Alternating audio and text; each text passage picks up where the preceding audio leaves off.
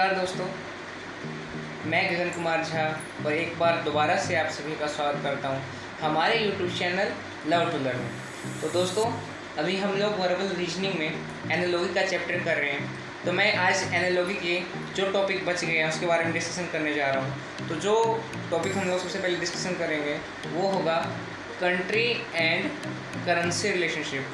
Means कोई country है उसका रिलेशनशिप उसके करेंसी के साथ। मान लीजिए जैसे कि हमारा देश भारत है, हमारे देश इंडिया में क्या है कि हम लोग जो हमारा करेंसी है उसको रुपीज़ के नेम से जानते हैं।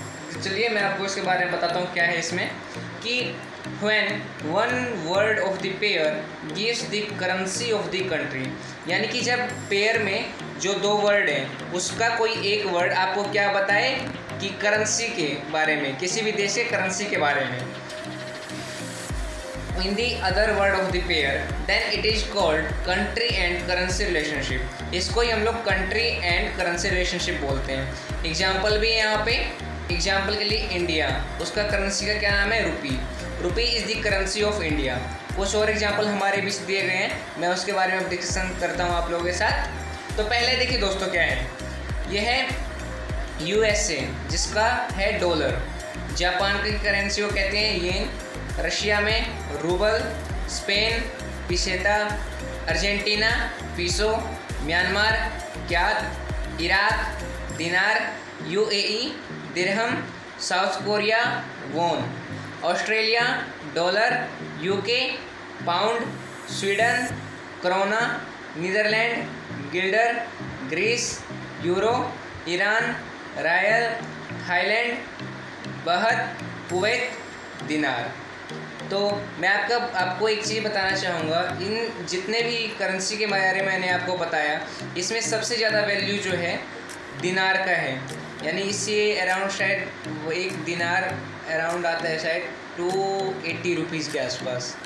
तो ये मैंने आपको बताया कंट्री एंड करेंसी रिलेशनशिप के बारे में।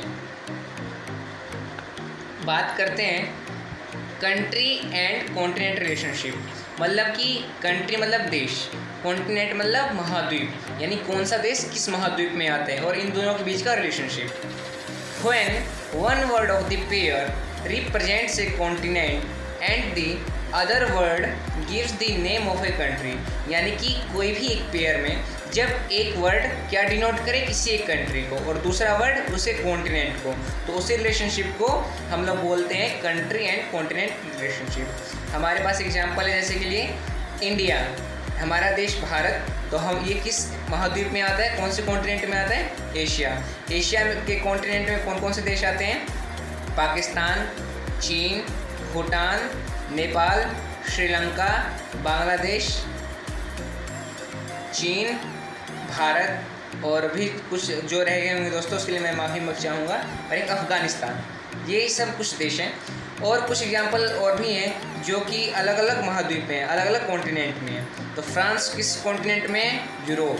Pakistan Asia, Brazil South America continent, Canada North America, Ghana Africa, Zimbabwe Africa. तो दोस्तों ये था कंट्री एंड कॉन्टिनेंट रिलेशनशिप। तो दोस्तों इस लेक्चर में मैंने आप लोगों को दो टॉपिक के बारे में बताया। जो पहला था कंट्री एंड करेंसी रिलेशनशिप, दूसरा था कंट्री एंड कॉन्टिनेंट रिलेशनशिप।